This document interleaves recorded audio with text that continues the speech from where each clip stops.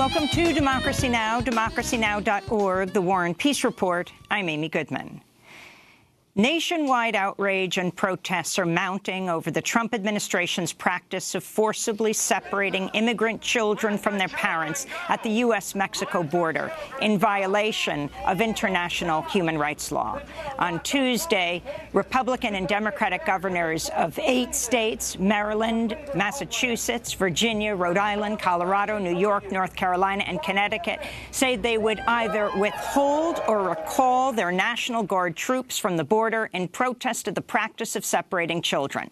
Border Patrol says it separated more than 2,300 kids in the last 2 months. The Intercept reports the Trump administration has separated at least 3,700 immigrant children from their parents since last October, many of whom have come to the United States seeking asylum.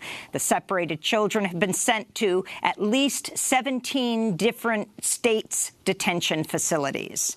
The Associated Press reports babies and toddlers are being detained in 3 so-called baby jails in South Texas, in Brownsville, Raymondville, and Combs, with a 4th baby jail slated to open soon in Houston. The government calls them tender-age shelters. Many of the children are under 1 year old. On Tuesday, President Trump continued his xenophobic Twitter rant, tweeting, "Democrats are the problem. They don't care about crime and want illegal immigrants, no matter how bad they may be, to pour into and infest our country," unquote. Conservative editor Bill Kristol tweeted, "Trump's statement that immigrants will infest our country probably sounds better in the original German." This is Trump speaking on Tuesday. When countries abuse us by sending their people up, not their best, we're not going to give any more aid to those countries. Why the hell should we? Why should As many are accusing Trump of holding the refugee children hostage to pass funding for his border wall, Trump met with Republican lawmakers on Capitol Hill Tuesday. House Republicans are vowing to press ahead with votes this week on 2 different sweeping anti-immigrant bills. President Trump has indicated he will stop the family separation practice in exchange for $25 billion for Trump's border wall, a crackdown on asylum seekers, and a reduction on visas to the United States. Not a single Republican lawmaker reportedly raised the issue of family separation with Trump during the meeting Tuesday. Democrats are demanding the passage of standalone legislation to stop the separation of families, or that President Trump simply stop the practice himself, as it was his administration that enacted the zero-tolerance policy that began the widespread separation of families. While Trump left his meeting with Republicans on Capitol Hill, he was heckled by lawmakers with the Congressional Hispanic Caucus who shouted, "Mr. President, don't you have kids?" Mr. President, don't you have kids? Don't you have kids, Mr. President? They also yelled, "Stop separating children." Homeland Security Secretary Kirstjen Nielsen was also heckled Tuesday at a Mexican restaurant in Washington, D.C. by protesters who shouted, "Shame on you." Family separation. How does that make you feel? Shame on you. Shame on you. Shame. Have you listened to it? Do you hear the babies crying? The protesters were also yelling, "Have you listened to the audio yet? And do you hear the babies crying?" References to the audio released by ProPublica, in which separated children are crying "Mama" and "Papi" from inside a detention center. Meanwhile, more than 600 members of the United Methodist Church have filed a formal complaint against fellow church member Attorney General Jeff Sessions, accusing him of child abuse, immorality, and racial discrimination for the Trump administration's practice of separating immigrant children from their families. Sessions was also heckled while receiving a Lifetime Achievement Award by the National Sheriff's Association in New Orleans Monday by protesters who shouted, "Stop taking kids." As they stand in peaceful protest.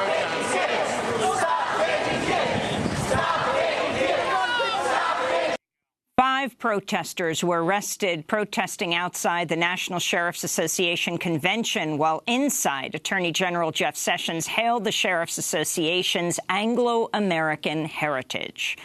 Hundreds of protesters also gathered in cities across the country Tuesday, including in San Francisco, New York, Philadelphia, El Paso, Texas, Washington, D.C., and Portland, Oregon, to denounce the practice of separating refugee children from their parents.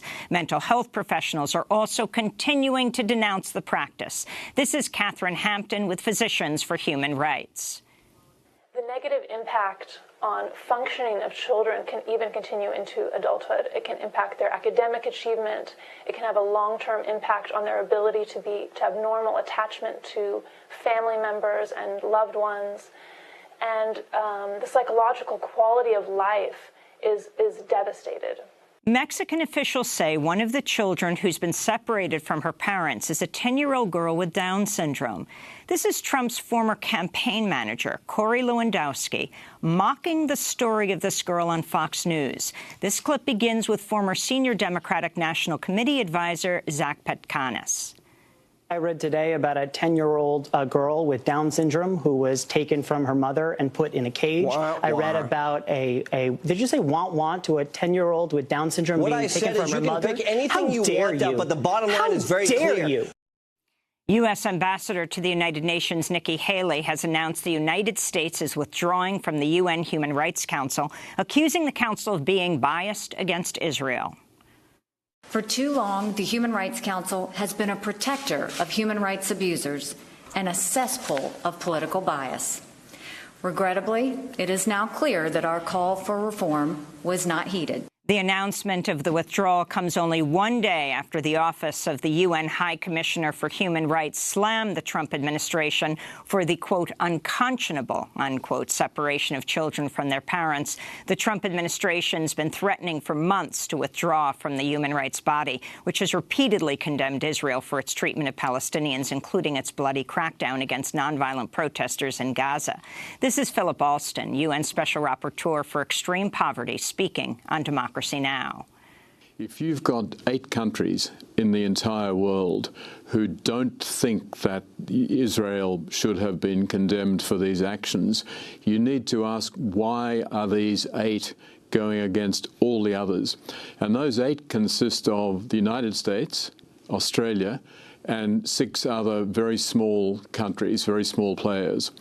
Essentially, all of the countries of Western Europe, all of the United States allies joined in the United Nations action in relation to Israel. That was Philip Alston, UN Special Rapporteur for Extreme Poverty. He'll be testifying before the UN Human Rights Council on Thursday.